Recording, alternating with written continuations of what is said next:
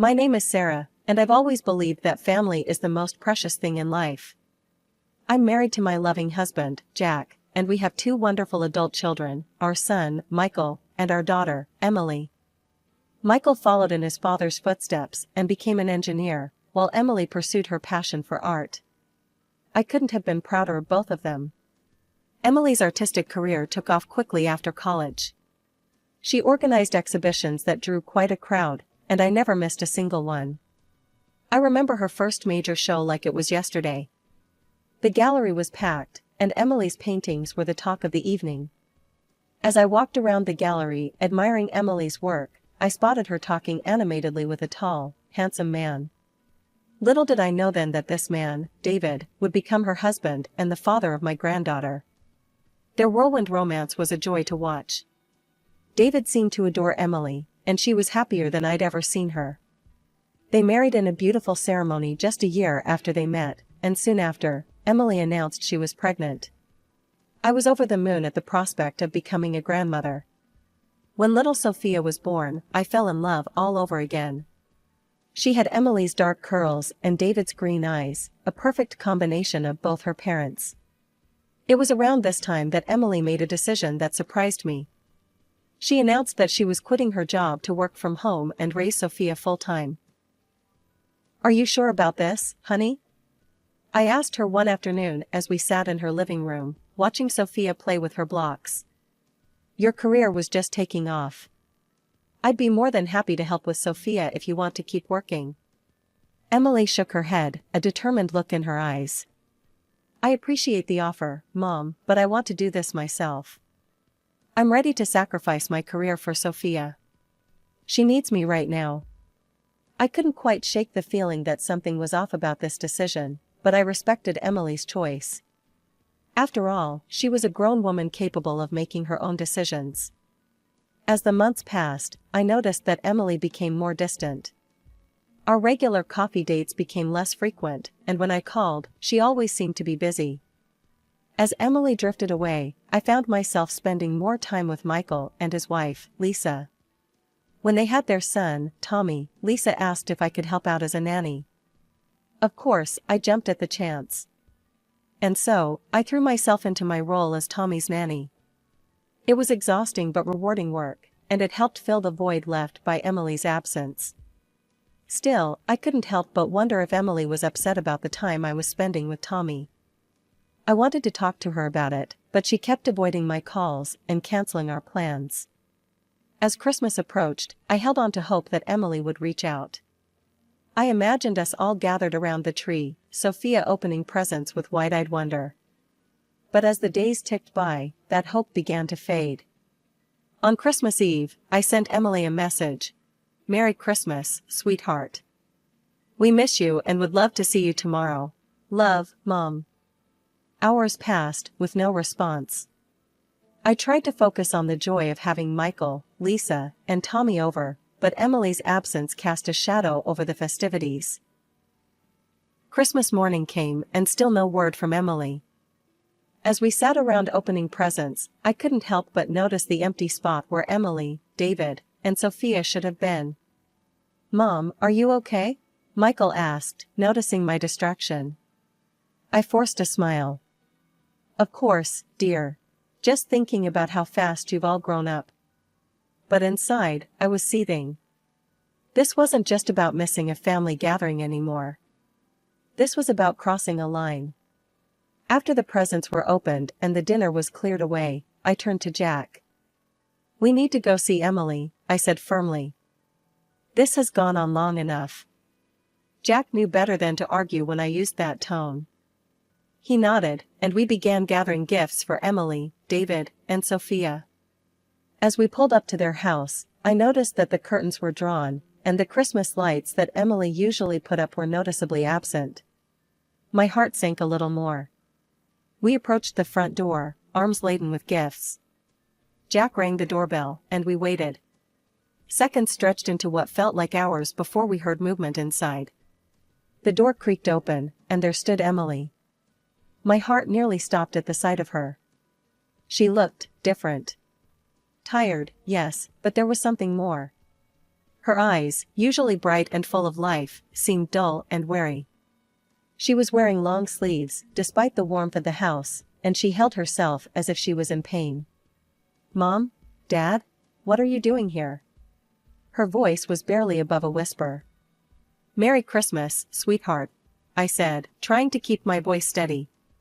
"We missed you at the family gathering, so we thought we'd bring Christmas to you." Emily's eyes darted nervously behind her before she stepped onto the porch, partially closing the door behind her.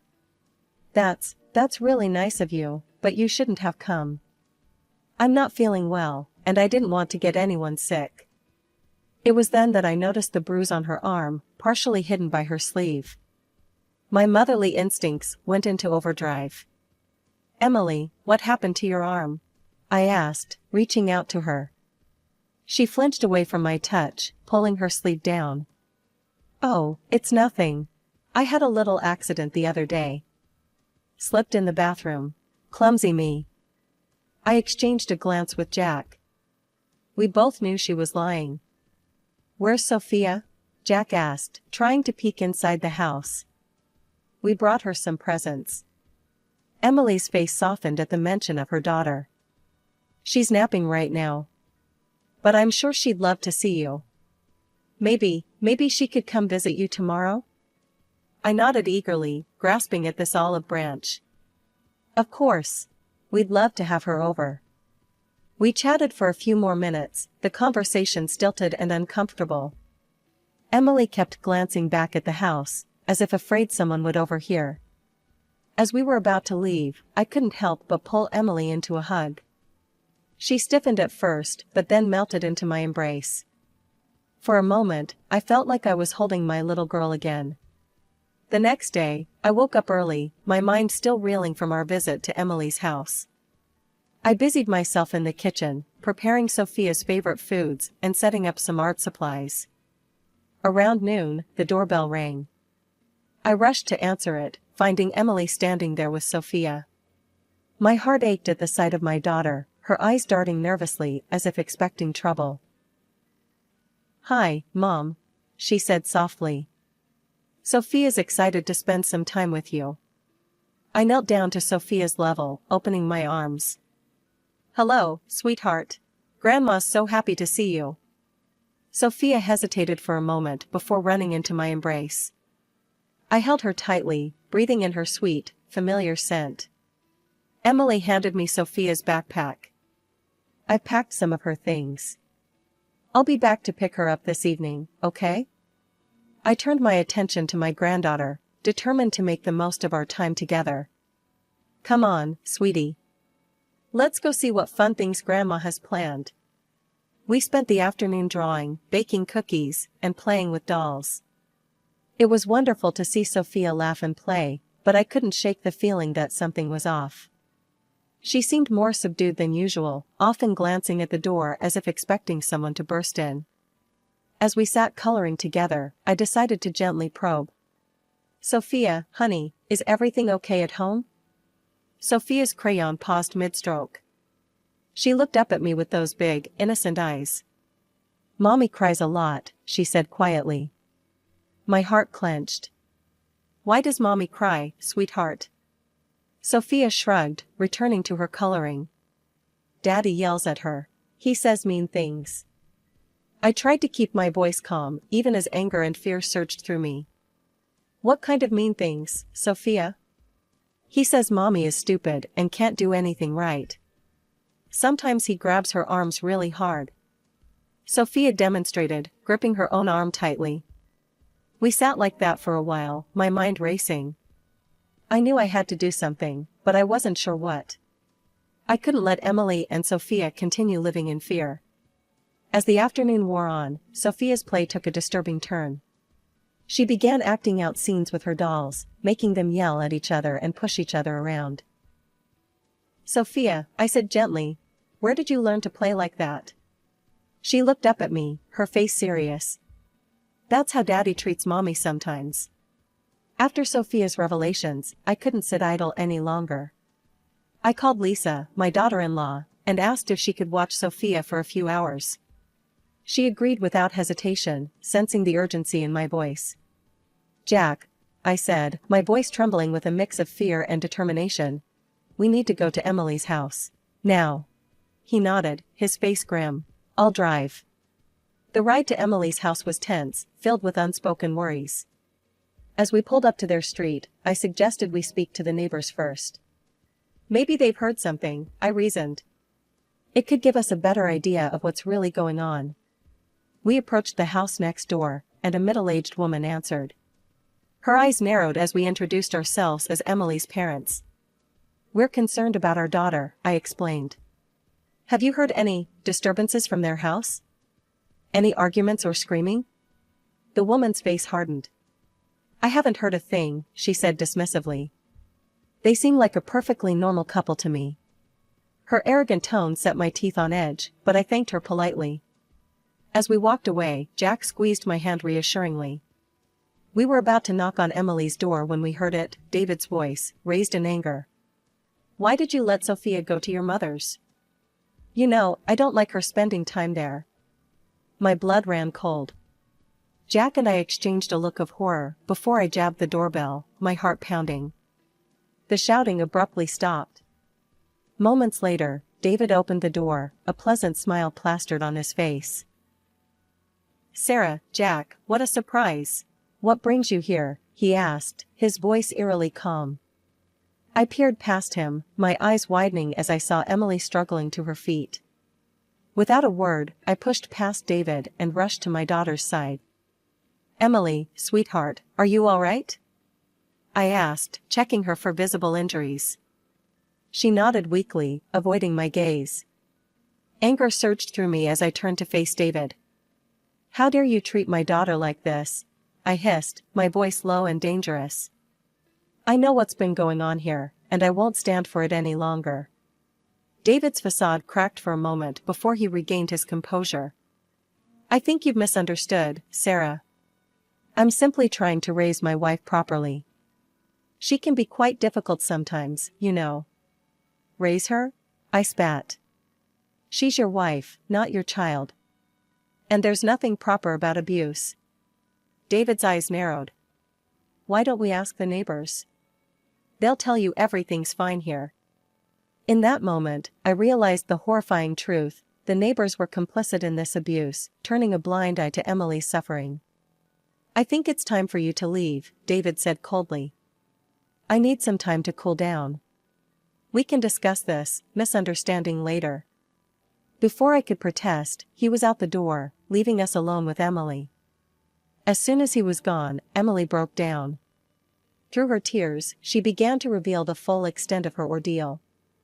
David had forced her to quit her job, isolated her from family and friends. He controlled her every move, checking her phone and taking away her car. He told the neighbors I was a bad wife and mother, she whispered. That he was raising me to be better. They all believed him. I became an outcast in my own neighborhood. My heart shattered as I listened to my daughter's pain. I held her tightly, vowing silently that I would do whatever it took to get her and Sophia out of this nightmare. He's gone to get more alcohol, Emily said, fear creeping into her voice. He'll be back soon. As we began to plan our next move, I knew we were in for a fight. But looking at my daughter's bruised but hopeful face, I knew it was a fight worth having. No matter what it took, we would free Emily from this cycle of abuse and bring her home where she belonged. I turned to Emily, my voice firm but gentle. Sweetheart, I want you to pack your things and Sophia's. You're coming home with us. Emily's eyes widened with a mix of hope and fear. But Mom, what about David? He'll be so angry. Jack stepped forward, his jaw set with determination. That's his problem, not yours. I'm your father, and I'll protect you. Both of you. With trembling hands, Emily began to gather their belongings. I helped her, moving quickly and efficiently, knowing time was of the essence. Within minutes, we had packed the essentials into 2 suitcases. As we left the house, I could hear murmuring voices. A group of neighbors had gathered near the gate, their eyes following us with disapproval.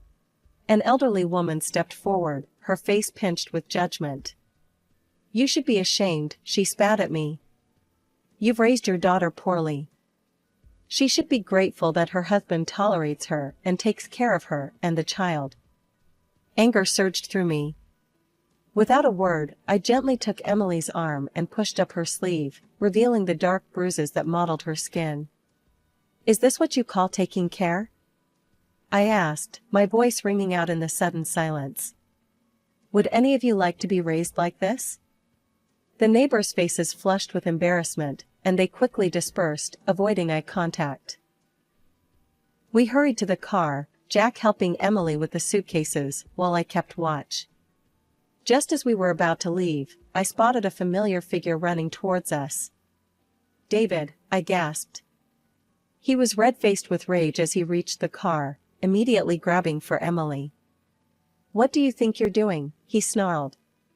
Before I could react, Jack was there, pushing David away from the car door. Don't you dare touch her, he growled. Stay away from my daughter. David's eyes darted between us, his fists clenching and unclenching at his sides. The situation was escalating quickly. We need to call the police, I said, pulling out my phone with shaking hands. As I dialed, Jack ushered Emily into the car. We quickly locked the doors, our hearts pounding as David circled the vehicle like a predator. You can't take her, he shouted, kicking the car in frustration. She's my wife. I spoke calmly to the 911 operator, explaining the situation while keeping an eye on David's increasingly erratic behavior. Emily sat in the back seat, her face pale with fear. It's okay, sweetheart, I reassured her. The police are on their way. We're going to be fine. Minutes felt like hours as we waited, David's shouts growing more desperate. I could see neighbors peeking out of windows, witnessing the scene but doing nothing to intervene. Finally, we heard sirens in the distance. David's face contorted with panic, and for a moment, I thought he might try to run. But he stood his ground, a defiant look in his eyes as the police cars pulled up. The arrival of the police brought a momentary sense of relief. Officers quickly assessed the situation, examining Emily's visible injuries and taking statements from all parties involved. The tension in the air was palpable as David was handcuffed and placed in the back of a police car. He'll be detained for a few days while we investigate, one of the officers informed us. We'll need you to come to the station to provide a formal statement, Mrs. Thompson. Emily nodded, her voice barely above a whisper. Okay. The next few days were a whirlwind of activity. Emily bravely recounted her experiences to the police, her voice growing stronger with each retelling. I stayed by her side, offering support and corroborating her story where I could. However, our hope for a quick resolution was dashed when David's lawyer presented a united front of neighbors all claiming that Emily and David had a perfectly normal relationship. She's always been dramatic, one neighbor testified. David's a saint for putting up with her. Their words made my blood boil, but I reminded myself to stay calm, for Emily's sake. Determined to prove Emily's innocence, we agreed to a lie detector test. I held my breath as she answered question after question, her voice steady, despite the stress. When the results came back confirming her truthfulness, I felt a surge of vindication. A psychological evaluation followed, revealing the depths of Emily's trauma. Your daughter is suffering from severe depression, likely stemming from prolonged domestic abuse, the psychologist explained to me privately. She'll need ongoing support and therapy. Despite the mounting evidence, David remained adamant about his innocence. His latest threat to seek full custody of Sophia sent Emily into a panic. He can't take her, Mom, she sobbed. I can't lose my baby. That's when I knew we needed to dig deeper. I hired a private detective, hoping to uncover something in David's past that would expose his true nature. Weeks passed as the detective worked tirelessly. Emily and Sophia stayed with us, slowly beginning to heal in a safe environment. Watching my daughter rediscover her smile was both heartwarming and heartbreaking. Finally, the detective called with news. Mrs. Thompson, I found something you need to see. The information he presented was shocking. David had a history of domestic violence in another city. He'd been ordered to undergo therapy but had fled the state before completing the program. "There's more," the detective said grimly. "I've collected testimonies from other victims. The pattern is always the same: charm, control, then violence." As I leafed through the files, a mix of emotions washed over me. Anger at David for causing so much pain, relief that we finally had concrete evidence, and sadness for all the women who had suffered before Emily. "Thank you," I said to the detective, my voice thick with emotion. This changes everything." The day of the court hearing arrived, and the tension in the air was palpable.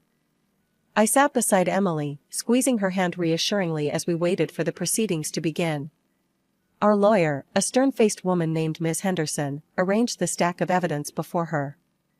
As the judge called the court to order, I could see David across the room, looking smug and confident. That confidence, however, began to waver as Ms. Henderson presented our case.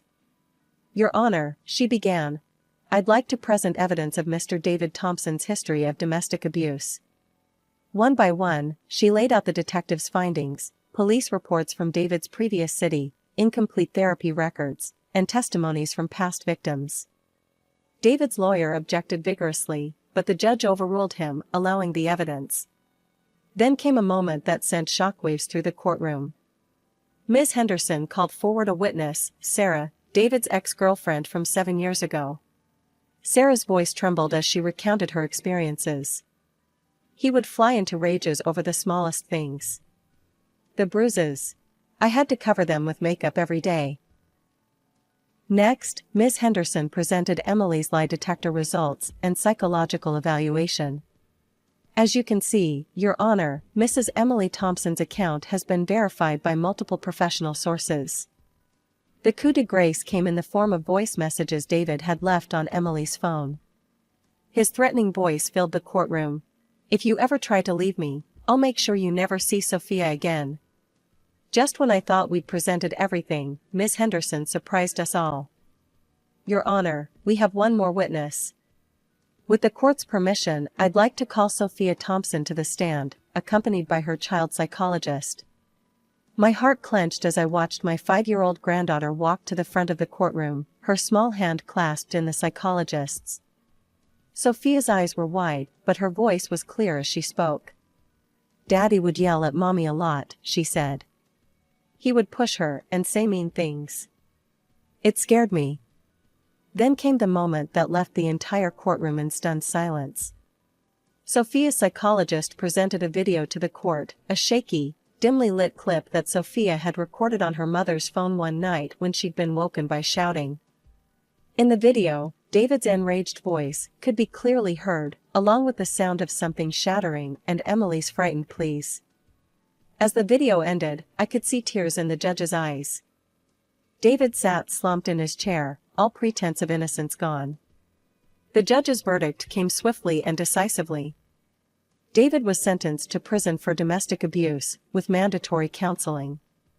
Emily was granted a divorce, awarded 50% of their shared property, substantial financial compensation, and full custody of Sophia. David was barred from any contact with Sophia until she turned 18, and even then, only if she chose to see him. As the gavel fell, I felt a wave of relief wash over me. Emily collapsed into my arms, sobbing, not from fear this time, but from sheer relief. "It's over, Mom," she whispered. "It's finally over." As we left the courtroom, I saw David being led away in handcuffs. Our eyes met for a brief moment, and I saw something I never expected: regret. But it was too little, too late. As I stood in my kitchen, preparing a feast for our weekly family dinner, I couldn't help but smile. The house was filled with the cheerful noise of my grandchildren playing, the aroma of roasting chicken, and the gentle hum of conversation from the living room where Emily and Michael were catching up. It had been 6 months since the court hearing, and the change in our family was palpable. The dark cloud that had hung over us for so long had finally lifted, replaced by a warmth and joy that I had feared we might never experience again. Emily and Sophia had moved in with Jack and me after the trial. At first, I worried it might be challenging for all of us to adjust, but those fears quickly dissipated. Having them close allowed us to provide the support and love they needed to heal. Sophia, my brave little granddaughter, was making remarkable progress. The nightmares that had plagued her in the early days after leaving David had become less frequent. Now, more often than not, I would hear her giggling with her cousin Tommy as they played elaborate make-believe games. "Grandma, look," Sophia called out, running into the kitchen with a drawing in her hand. "I made this for you." I wiped my hands on my apron and knelt down to examine her artwork. The page was filled with bright colors, a stark contrast to the dark, scribbled drawings she had produced in the months following the trial. This picture showed our family, stick figures with big smiles, standing in front of a yellow house with a rainbow arching overhead. "It's beautiful, sweetheart," I said, pulling her into a hug. "Why don't we hang it on the fridge?" As I stood up, I caught sight of Emily watching us from the doorway, a soft smile on her face. The change in her was just as remarkable as Sophia's. The haunted look in her eyes had faded, replaced by a spark of life that grew brighter each day.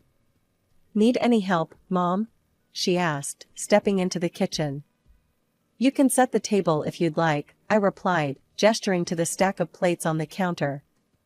As we worked side by side, I marveled at how natural it felt. These simple moments of domesticity, once taken for granted, now felt like precious gifts. Emily had started drawing again, something she hadn't done since the early days of her marriage to David. Her studio, once Jack's old office, was filled with canvases. I had watched her art evolve over the past months, mirroring her healing journey. The first pieces had been dark and chaotic, all harsh lines and somber colors. But gradually, light began to creep in. Now, her latest works were explosions of color and life. "I have some exciting news," Emily said as she laid out the silverware. "The gallery downtown wants to feature some of my new pieces in their upcoming show." "Oh, sweetheart, that's wonderful," I exclaimed, pulling her into a hug. "I'm so proud of you." Emily beamed, her eyes shining with a confidence I hadn't seen in years. She had recently started working part-time at a local art supply store, slowly reintegrating into the workforce. It was a small step, but an important one in reclaiming her independence. As we all gathered around the dinner table that evening, Jack, Michael, Lisa, Tommy, Emily, Sophia, and me, I felt a wave of gratitude wash over me. The road to this moment had been long and painful, but looking at the smiling faces of my family, I knew it had been worth every struggle.